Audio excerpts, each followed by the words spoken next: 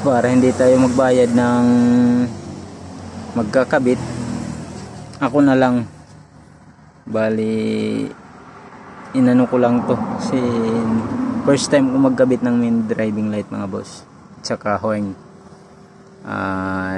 Dahil sa tulong ng YouTube, madali kong naikabit to at ayos naman yung resulta niya mga boss.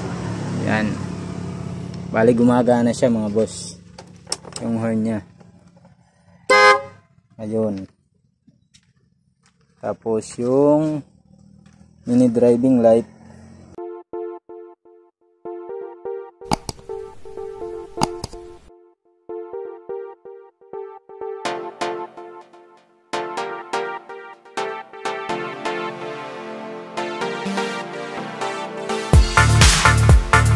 so yun, bali mag-unboxing tayo ngayon sa in-order nating mini driving light at saka busina. Tingnan natin kung ito yung in-order natin. Sa Facebook lang tayo nag-order.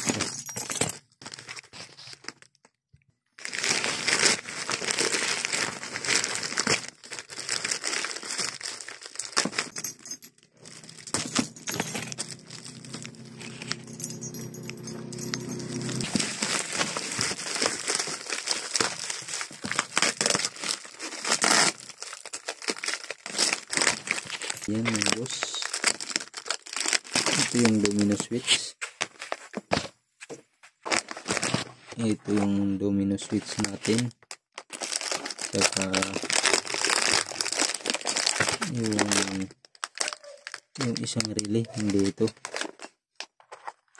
Mayroon din tayong free watch, ayan mga boss, free watch.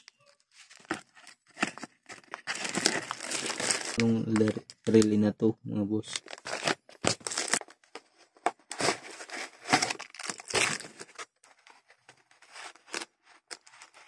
Ayan mga boss, ito yung mini driving light natin.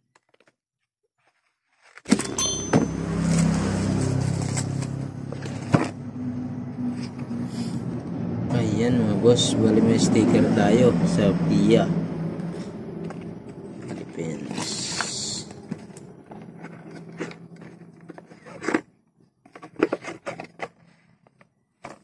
Ayan, puti yung ano niya,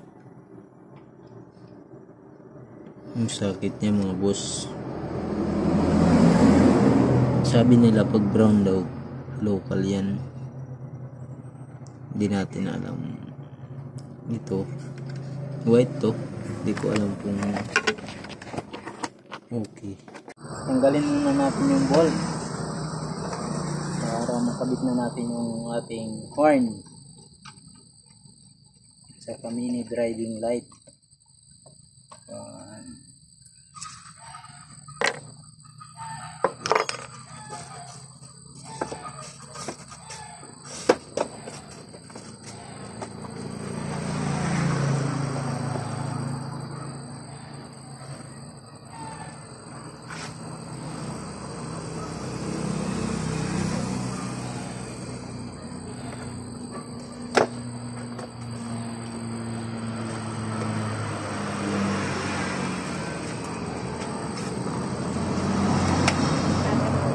Kinain ka?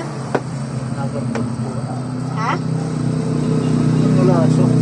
Trabaho ka? Ano din balay-balay? TV? Ang ligong piyasa. Hindi ko. Yung balot ano? Balot? Hmm. Okay. Auto?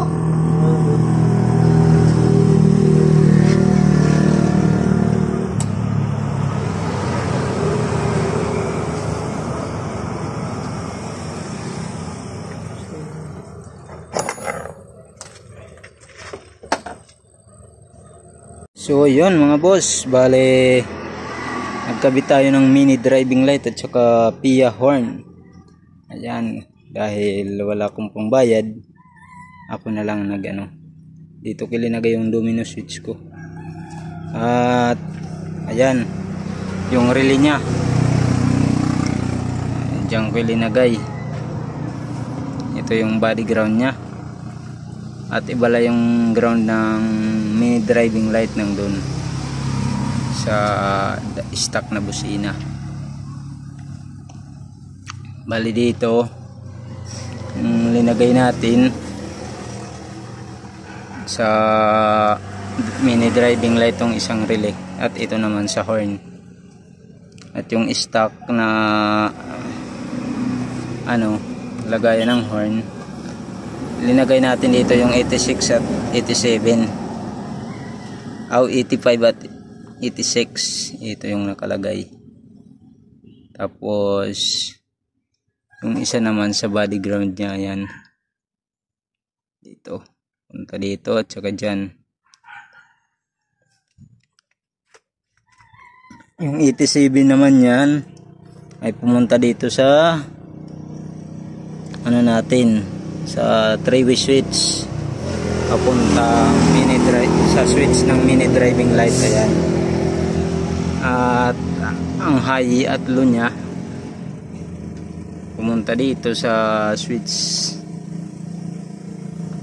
yung switch pumunta dito sa mini driving light. Ayan, bali dito yung 87 pinunta natin dito sa 86 pala, pinunta natin sa accessories wire.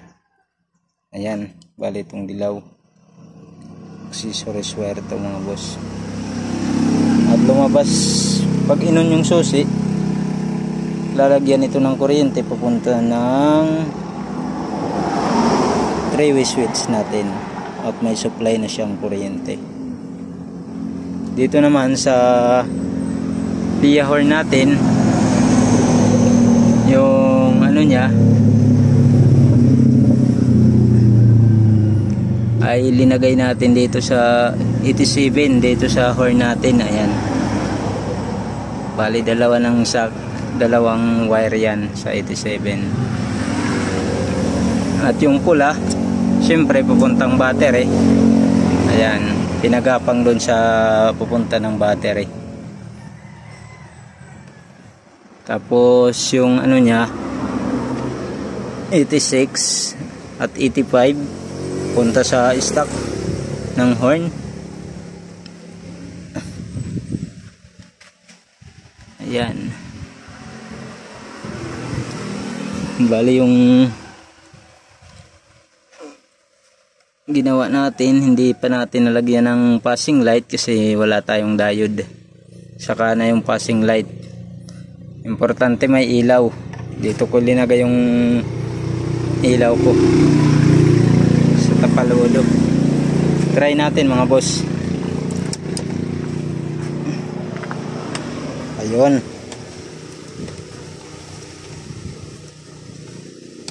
ayun, dilaw tsaka puti. Sa horn naman, try natin. Ayun, lakas. So bali tatakpan natin mga boss. First time kong nagkabit ng mini driving light at saka horn. First time ko, at wala akong idea kung paano magkabit. Pumunta lang ako sa YouTube at nanood, at yun, naging successful naman. Ayan mga boss, kasi wala akong bracket, dito ko na lang linagay yung mini driving light ko para sasama yan kahit saan lili ko. Ayan, so hanggang dito na lang yung vlog natin mga boss, at salamat sa mga subscribers, sa supporters, at sa mga silent viewers, sa mga OFW. Maraming salamat sa walang sawang pagsuporta sa aking YouTube channel. Thank you, and God bless sa inyong lahat. Mabuhay kayo.